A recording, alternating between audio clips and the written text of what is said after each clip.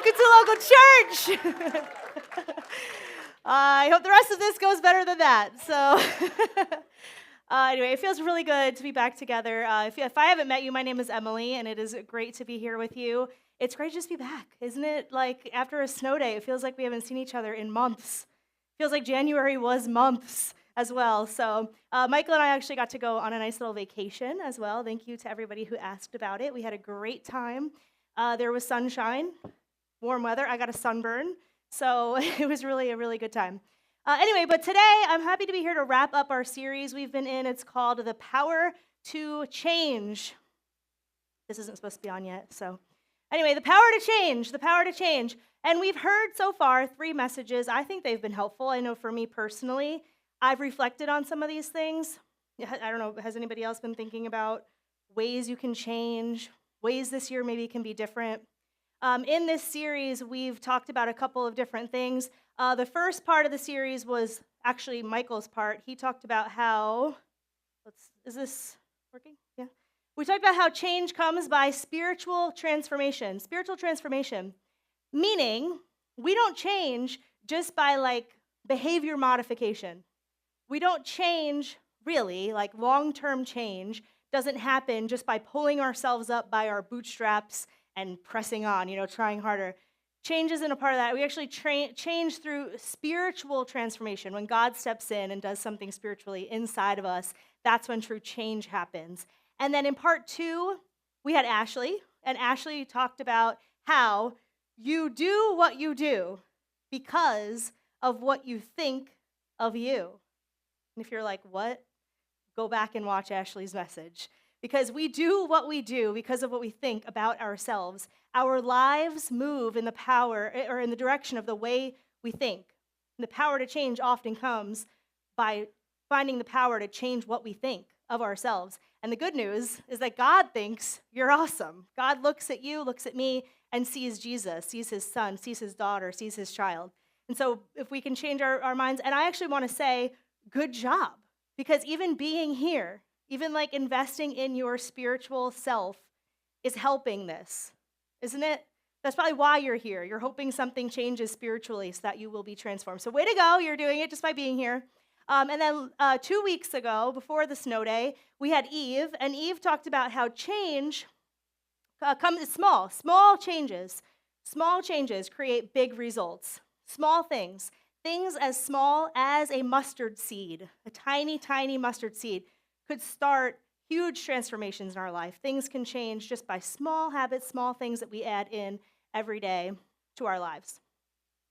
So our goal with this series, what we've been aiming to do, is help each and every one of us be transformed to become kind of like winners at life. Does anybody want to win at life? Yeah? Do you want to win at life? I know I want to win at life because I believe that when we win at life, our life gets better. When, as Jesus followers, when our lives get better, people begin to be inspired to follow Jesus. When we're winning at life, people ask, how'd you do it? And then they're inspired. They want to be like us. They want to find what we have found. But sometimes winning, when we talk about winning at life, it doesn't feel spiritual. In fact, you might even feel like that is a weird thing to say at church. Are we supposed to talk about being winners, winning at life at church? That's weird. But I actually think that winning is very spiritual. I believe that Paul, one of the most famous Jesus followers, he thought winning was spiritual. He actually wrote about winning and how that can apply to our spiritual lives. Paul actually wrote letters to all kinds of new churches, teaching them about spiritual principles, spiritual concepts. And when he wrote them letters, he would write them in a way that made sense to that city. So when he wrote to the city of Corinth, which is in Greece, part of what he talked about were the Olympic Games, which I didn't realize, is there an Olympic game coming up soon? Gosh, I pay zero attention to those things. I'm very sorry. But anyway, so it's fitting. It makes sense.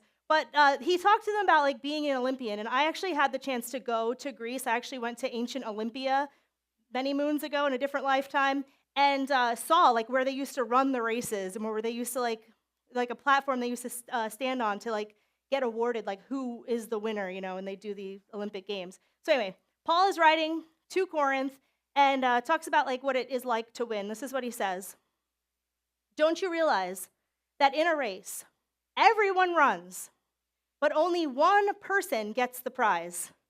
So here's his advice. Run to win. Now, he is not actually writing to Olympians running in a race. He's talking to Jesus followers, using this as an example of how we are to live our lives. Nobody runs a race to get second place, do they? No. Everyone runs a race to win. And if I'm honest with myself, that's what I want to do. I want to win in every area of my life. And I'm sure that if you're honest with yourself, that's true for you as well. So the question is, why does it feel oftentimes like we are not winning? Why do we look at different areas of our life and think, I am losing in that area? Well, can I suggest, I think part of the reason why we feel like we might not be winning, part of the reason is because we've been trying for too long. What's the problem with that? It's the trying part. We've been trying for too long. Trying is not commitment. You're not committed to something when you're trying it out. Trust me, I am the queen of the free trial. Ask my husband how many times he's found these things on our credit card statement. Like, what is this $29.99 a month? Oops, that was a free trial I started that I never followed through with. I cancel them so much. This is a true story. And I always have to call the company and get the money back because it's on principle for Mike, like that I did this. So I called and got the money back so many times that Apple decided to no longer accept my credit card. Isn't that horrible? That's how much I try stuff, okay, guys? I try so much stuff, but never do I follow through with it. You are not going to become, let's say the most financially free person by trying. The fittest person in the world doesn't get that way just by trying. And spiritually speaking, we don't get close to God just simply by trying. Trying does not produce results. Trying is not commitment. And again, you could try things enough times, and maybe one day get committed to it, but just becoming the person that you're meant to be, the person that you're created to be, requires more than trying. So, might I suggest training? Training is what actually changes you. Training is what Olympic athletes do. Okay, there was a big ice skater that, Mia, no, what was her name? There's a big Olympic ice skater, and actually I saw, there was one that was in, what's the Bellport Theater? She did the ice show down there. Anybody go to it? Yes, Nancy Kerrigan, okay. Do you think Nancy Kerrigan tried to ice skate? Yeah, it's a good one, right? Thank you. I got there, okay. Do you think Nancy Kerrigan just tried to ice skate? No, she trained. The best Olympic athletes in the world, they train to get that way. The best musicians in the world, the best actors and actresses in the world, they're not just trying, they're training. The healthiest marriages in the world, they get there through training. They don't try to be a good wife or a good husband, they train to be that way. The most fit person, they have a plan. They're training to get that way. People who want promotions at work, people who get promoted at their jobs, they don't just try to be good employees. They're training to be the best person who's ever been in that role, in that job. And when we want to connect with God, it's the same way. We train to be people connected to God. And this isn't just my idea. I'm not the first person to think of this. Jesus actually talks about this, and he calls us to this, to training. And Paul actually goes on when he's talking to the Corinthians to talk more about training too. This is what Paul says.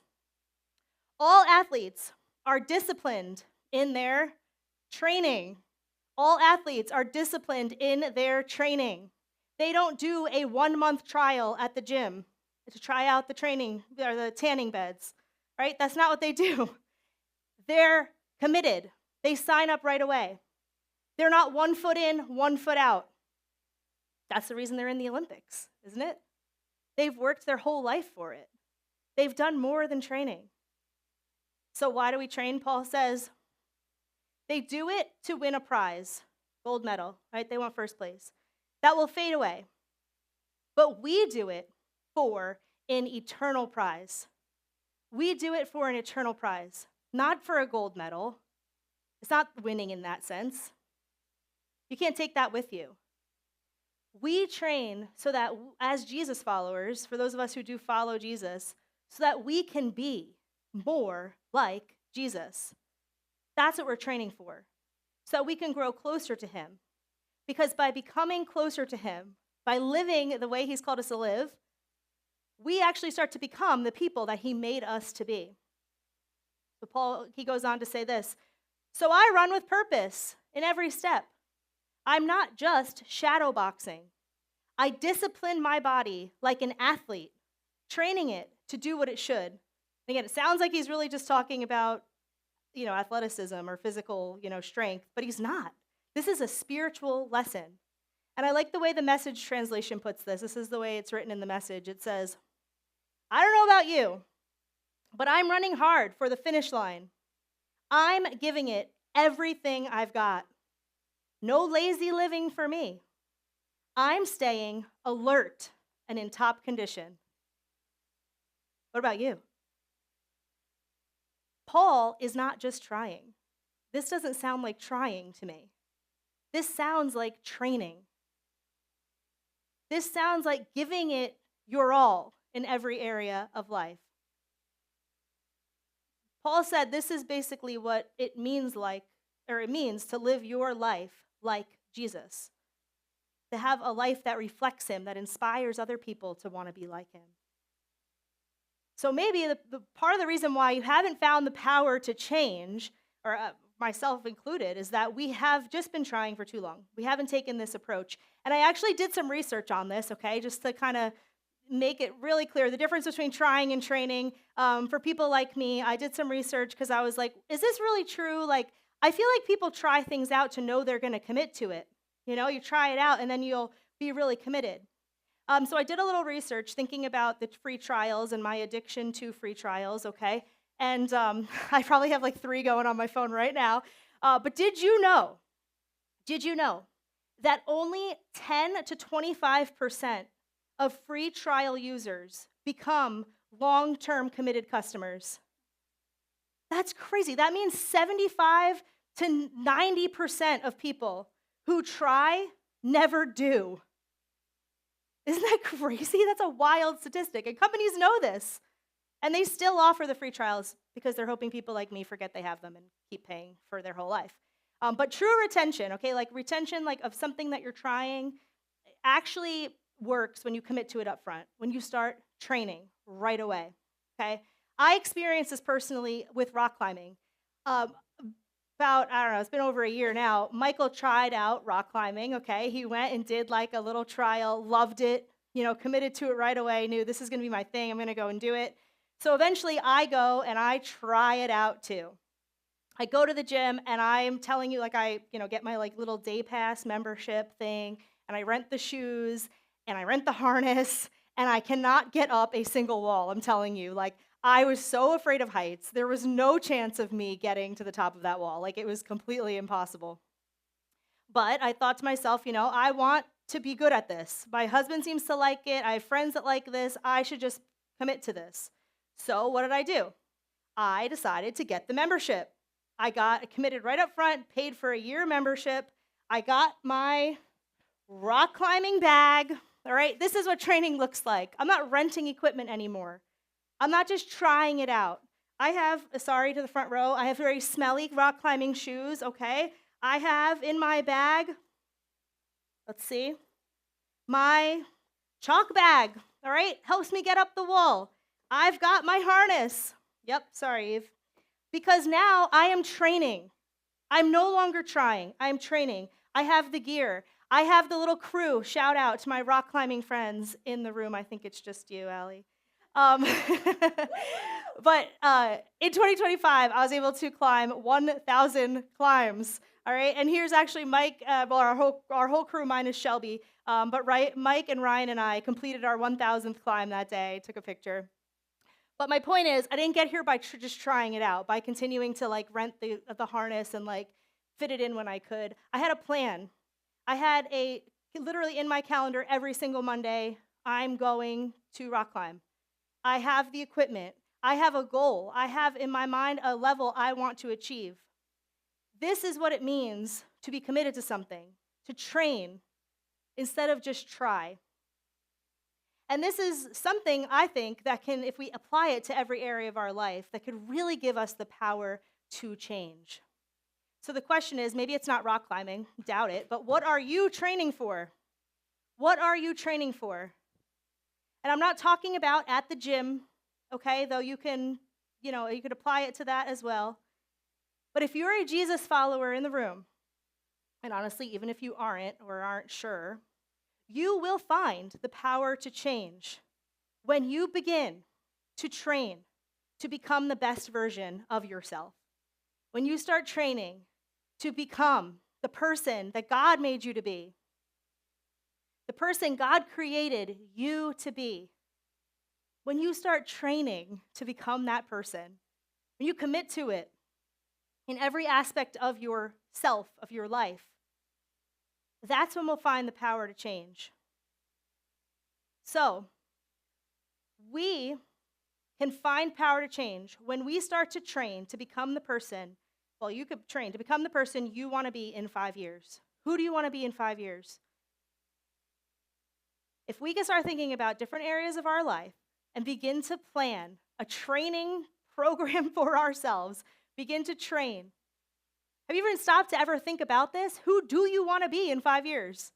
What direction are you going in? Who do you want to be? If you have never stopped to think about it, I'll tell you right now, in 5 years, you are going to be in the whatever direction your habits today are taking you. That's the way life works. So, we have a little bit of time right now, so I want you to start thinking about who you want to be in 5 years. And here's the areas of your life you could start thinking about it in. Spiritually, relationally, financially, physically. These are just a few areas. You might have some other areas like professionally or as a parent, let's say. But these are some areas that will apply to all of us that we can all start thinking about. And collectively, all right, as a group, if we can, can you even imagine, imagine if all of us started training to be who God created us to be in all these areas of our lives. Not only would our lives be changed, but our communities would be changed. Our family legacy would be changed. Everything could change if we begin training to become who God made us to be in these areas of our lives. Let's think about spiritually. If we started with small changes, we decided we're going to download the Bible app. We're going to pick a plan to do. We're going to set a reminder in our phone so that we do it every day, every morning. We're going to schedule the time. That's what training looks like. Or what about relationally? We're going to plan times that we're going to go on dates with our spouse.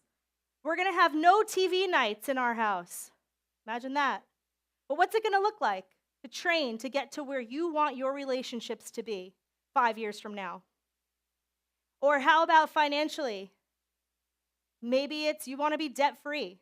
Maybe that's you in 5 years, is debt-free, giving more than you've ever given, having more freedom than you've ever had.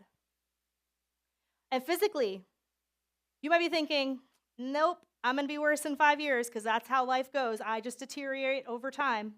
No, that's not true. You could physically be in the best shape of your life in 5 years. If you start thinking about who you want to be in 5 years and start changing your life to move in that direction, you could be in the best shape of your life. You're not too old, it's not too late, you're not too far gone. Every area of your life could be better in 5 years if you start training for it to get there. Because the truth is that the habits you have today, the habits you have right now, will shape who you are tomorrow. The things you're doing today will shape what your tomorrow looks like. Just like the things you did yesterday impact who you are today. The choices you were making 5 years ago have, over time, affected the person that you are today. Now, obviously, there's some areas of our life that are beyond our control, but for the most part, this is true. You know, I like to think about it at times like, use this example. Sometimes I decide when I have a really nasty pot in the sink, after cooking, I decide I'm just going to leave it there. You know why? That's a future me problem. Anybody ever do that? You look at things in your life and you're like, that's a future me problem. Well, guess what? Future you is going to have a problem because that pot's going to be even grosser. Everything's going to be more stuck to it. It's going to be harder to deal with. What's even better than leaving it as a problem for you, future you, is to make the changes you need to make now so that future you comes home and has a clean sink. Wouldn't that be better? Stop leaving things for future you.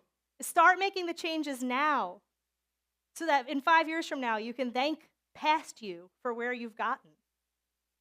So, do you like the direction that your habits are taking you? Do you like it? Are you presently training for who you want to be in 5 years? Or do you live as though today does not affect tomorrow? I've lived like that a large portion of my life. Living each day like, doesn't really matter. I can buy this, buy that, eat this, eat that, do this, do that. And it adds up. So do you like the direction that your life is moving in? I've heard it said like this, and it stuck with me, so I'll say it again. When you are born, you look like your parents, right? When you're born, you look like your parents. When you die, you look like your habits. At the end of your life, you look like the habits you had during your life. No matter what your intentions are, we all have good intentions, it's your actions that actually move your life in that direction. So, what can you do today to become who you want to be tomorrow?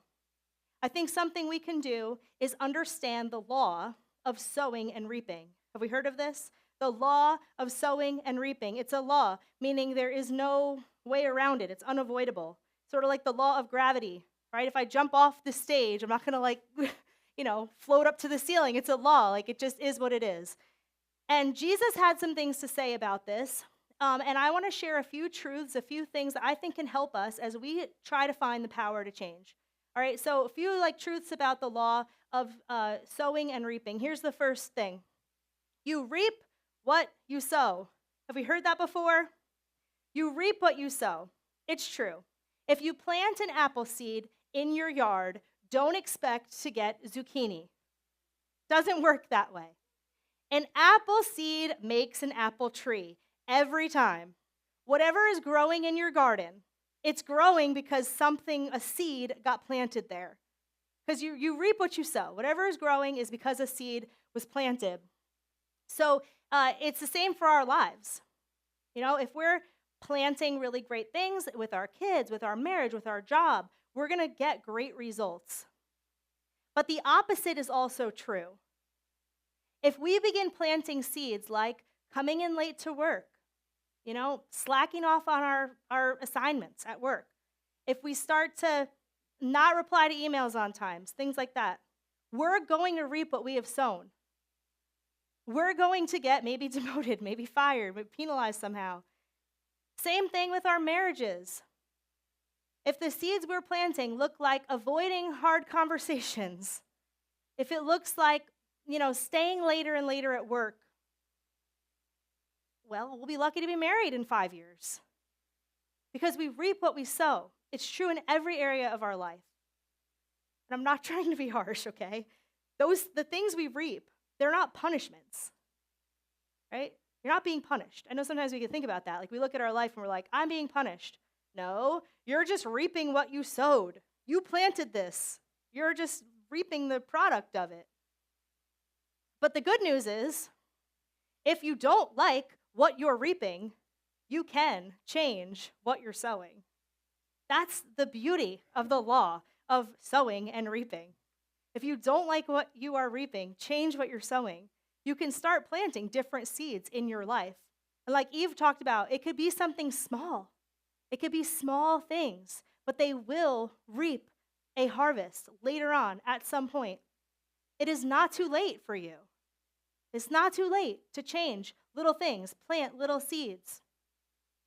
So another aspect of the law of sowing and reaping is that you reap more than you sow. You reap more than you sow. Think about it.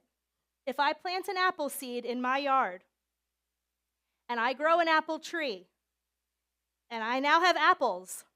Guess what's inside those apples? More seeds. And guess what I can do with those seeds? Plant them. And guess what will grow? More trees. Unless you're me, who cannot grow anything in a garden. But if you plant a seed, you will reap more in the long term. That is a good thing about the law of sowing and reaping.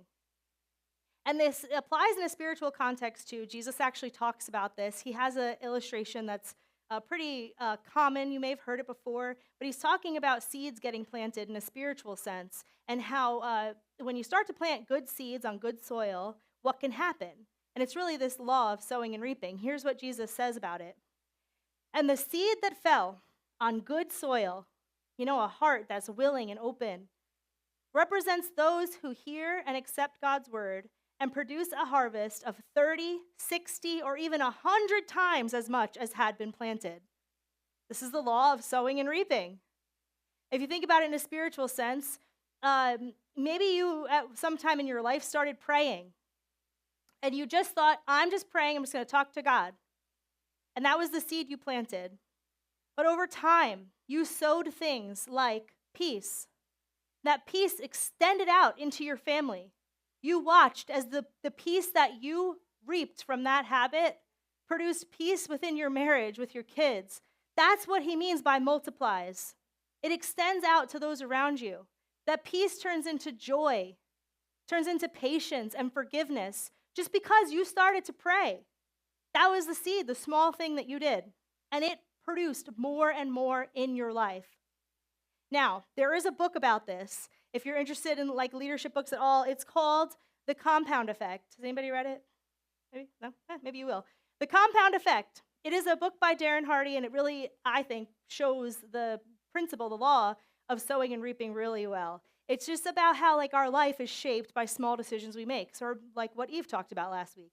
And it really is a kind of business-minded look at the law of reaping and sowing. But what I really enjoy is an illustration in this book that I think hits home the idea of, whatever we plant, whatever we sow, will reap will be multiplied. So here's the illustration. I've kind of edited it a little bit for us, but I want to give you an idea of what this is for a visual. So imagine two people, okay? Two people, same background, same potential, same opportunities, same jobs. Their lives look almost exactly the same. Their lives do not look much different, okay? The only thing that's going to separate these two people are some of the small choices that they make, okay? So we're going to think about these two people for about 1 to 2 years of their life, all right? So here's person one, and we're going to start by thinking about him or her in a spiritual sense. Person one does not live intentionally when it comes to their spiritual life, right? They don't have a plan. They don't have a time. They're not prioritizing church or connecting with God. They're staying up late on Saturday nights. They're scrolling, looking at all kinds of things on their phone. That's leading to guilt. They're up so late. They're drifting away from God. They're drifting away from their friends, their family. Sooner or later, they give up church. They feel distant, disconnected, dry, lonely, you name it. Now, the choices that they were making in the beginning, just simple things like staying up late and not having a plan, don't seem dramatic. They seem like just a small choice. But let's talk about person number two. Person number two is making small, intentional choices, changes in their life. They're being consistent about coming to church. They set an alarm. They sit in the same seat every week. You know who you are, okay? But they're volunteering. They have a bedtime. They have notifications on their phone. Everything is set up for them to make this change they want to make. It doesn't seem extreme, but it's the small, faithful choices over time that person number two finds themselves close to God, connected to God. And this applies in other areas of your life as well, and that's kind of what Darren Hardy gets into. And I want to share a little bit more of this example, looking at health and finances. And I'm really about numbers, so I have my notes here. And I want to tell you what could happen with some small changes for person one and person two. All right, person one. I'm not calling anybody out, I promise. Person one makes the choice on their way to work every day to stop at, how'd you know? Starbucks, all right? Small choice. They make the choice to stop at Starbucks and get a caramel macchiato, all right? Grande caramel macchiato, one of my favorite drinks. I did some math, and I hope you appreciate this, okay? This is why I need my thing. That one stop is 250 calories. That's before the cold foam and the cake pop, okay? So 250 calories, about $6-ish. It's probably a little bit more than that. And that's every day. This person just casually works that into their life, all right? It doesn't feel like much at first. It just feels like coffee, okay? They deserved it. They've worked hard. But here's the math. If they make no other changes to their life, that one Starbucks every day, that one caramel macchiato turns into 91,250 extra calories in their life in a year, okay? And again, nothing else changes. That turns into gaining 26 pounds in a year from one choice to stop for a caramel macchiato, okay? And all for the low cost of $2,190, okay? That's just one choice, all right? Add that to late night snacking, to stopping, going in the gas station, whatever, for something. All of a sudden, what felt like just a small change turns into feeling less motivated, feeling less confident, not wanting to be around the people that you used to want to be around. You're feeling insecure. Maybe their pressure's on financially, not being able to take that vacation that you would normally have taken. Just from stopping for Starbucks? Well, yeah, it's just simple math, all right? Think about person number two. I don't need the math for that one. We're good. Good job. So person number two decides, you know what? I've been stopping at Starbucks every day. I think I'm going to make a change, okay? They decide they're going to stop stopping at Starbucks every day. Now, nothing else changes. Guess what? They have the potential to lose 26 pounds. They have $2,190 more for their vacation. They're able to use that maybe to go on dates with their wife every month. They're able to invest that money in their family and their relationships. And imagine what they get to reap from what they've sown just by one small choice to stop stopping at Starbucks. All right, if you looked at, this is not an attack on anyone. If you looked at my Starbucks app, it doesn't look good for me, all right? It does not look good for me. But the point is, it's over time that small changes have the power to impact our life in big ways. And it's not just these areas we've talked about. We know this is all areas of our life. The truth is that your life changes not by what you do occasionally, not by what you do once in a while, that once in a while stop at Starbucks, that once in a while late night at work. It's what you do consistently that changes your life. It's not what you do occasionally, it's what you do consistently. And this is a good thing because that means that we can consistently do good things and our life can change for the better. That's where we find the power to change. Doing things consistently. Deciding, I'm going to prioritize my spiritual life. I'm going to make it a priority to serve and to go to groups and to give and to spend time reading the Bible and praying. Pick one of those things. And you'll find that your life begins to change as you do that consistently. If you don't like what you've been reaping, change what you've been sowing. So to wrap up, the last aspect of the law of sowing and reaping, you reap after you sow. You reap after you sow. Sometimes you reap in a whole different season of your life what you have sown in previous seasons of your life. Here's an example. I planted an avocado seed once. Anybody ever do that? Started it in my windowsill with like toothpicks and some water, and it over time it sprouted. It had some roots. Okay, over time it's had a little stem thing coming out of it. You could tell just by the way I'm talking about it that it didn't go well for me. I don't even know what these things are called. All right, eventually I planted it in soil. Okay, but I didn't know this at the time. I know this now. It takes 7 to 10 years before you can even get even something that looks like an avocado off of that tree. All right, that avocado plant is long gone. I gave up on it long ago. But why do we do that? Why do we do that? Why do we start sowing into our life and planting seeds and then give up on them when they don't produce fruit immediately? Isn't this true? Don't we do this? Like we stop the Starbucks run so that we can put extra money towards our student loan, so we have $100 at the end of the month, put it towards our student loan. And then instead of $28,500, we owe $28,400. It's so discouraging, isn't it? Or you start going to the gym, you're on the treadmill every day, and still you can't run a mile. You're like, man, how long do I have to do this?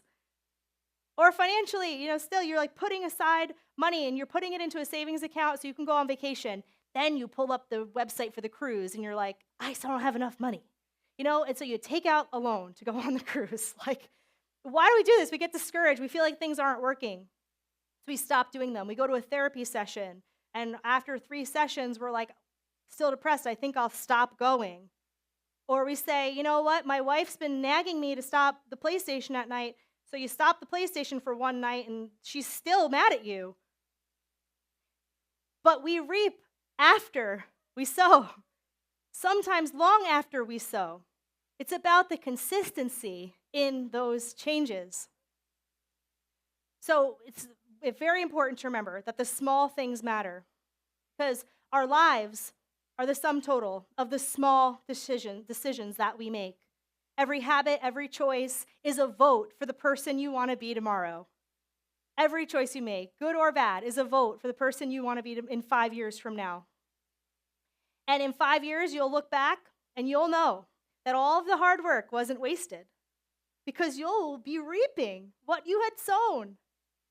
It's sort of like heating up water. You ever try to boil water in a kettle? Okay? The first step, small. Turning it on. That's it. It's boiling. No, of course not. Nobody turns on the kettle and expects the water to boil immediately, right? That's crazy. You turn on the kettle and you know it's going to take time for that water to boil, isn't it? It's going to go to what does it start? It's probably going to 80 degrees, 90 degrees, 100 degrees, 150, 200. I think it's 212 is boiling. All right? It takes time to get to 212, to be boiling. And it's the same things with our life. Same thing. So who do you want to be in 5 years? How are we going to get there? How do we want our life to be like boiling water? How will you start now? How will you start training to become the person you want to be in 5 years? This is not, if you look at the most successful people in the world, the richest people, people with the healthiest marriages, the most fit people, the most spiritually connected to God people, you know what we're tempted to do? We're tempted to say, they're lucky. Don't you call them lucky? It's not luck, okay? I'll tell you right now. The most fit people on the planet are not fit because of luck. They're fit because they put in the work. The most connected to God, spiritually mature people, it's because they put in the work. It's not just like an exception to some rule that they got there. Good marriages, it's not just compatibility. Nobody's compatible with anybody, all right? It's the work. They put in the work. They sacrifice, okay? So imagine in 5 years what your life could look like. People are going to look at you and be like, wow, how'd you get there? Whoa, it's so great. And you're going to say, yeah, I worked hard to get here. I've sacrificed. I've given up things I wanted. I've started doing things that were really hard, and I did them over and over again. They're not going to see any of that, probably not even appreciate it, but you'll know. It's the things that nobody sees. It's the things that nobody sees that creates the life that everybody wants. It's just a part of life. It's the things nobody sees that creates the life everybody wants. And Paul knew that. And so I want to end out this series with Paul's words, his little words of encouragement to those of us who want to be the people God made us to be 5 years from now, or even a year from now. Here's Paul's words. Here's what he says to us. Let us not become weary in doing good, for at the proper time we will reap a harvest if we do not give up. We will reap a harvest if we do not give up, if we keep putting our best foot forward, making choices every day, voting for the person we want to be in 5 years. You will reap what you sow if you do not give up. So I want to pray with us now, and the band's going to come back up for one more song. Let's pray.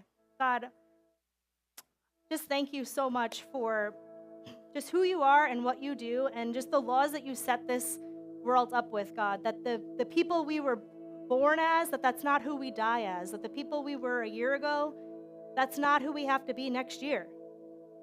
Thank you for the law of sowing and reaping, that each of us has the power to change just simply by changing what we're doing. Small, consistent changes. It is just cool that you set it up that way for us, God, because you love us and you care about us. You don't look at us and see that we're too far gone, or that we're too old, or too lost, too messed up, or however we think of ourselves. You see us and you see potential. You see power to change because you have put it in us. You created us to be people who change. I pray that maybe even next February 1st, we'll look back and we will see a different person than we were even now. I just pray you'd help us know who it is you want us to be in 5 years, and that you would help us have the courage to train to become that person you made us to be, a picture of your son Jesus, and that when we do, that people would be inspired to follow him because they see what it's done for us.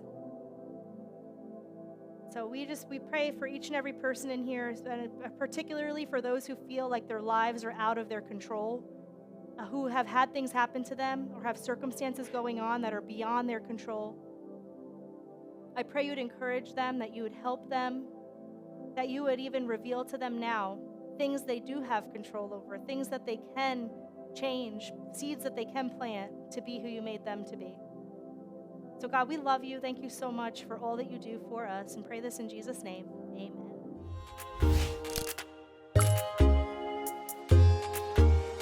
Well, hey, I want to thank you so much for spending this time with us. And before you go, I would love for you to consider engaging with local church in 3 additional ways. The first is to fill out a Connect card. No matter where you are in the world, we would love for you to do this. It'll only take you about 30 seconds, and it's just an easy way for us to get to know you a bit more and to serve you better, and for you to get to know us a little better as well. Just click the link in the description to get started. The second way that you can engage with local church is by visiting us in person.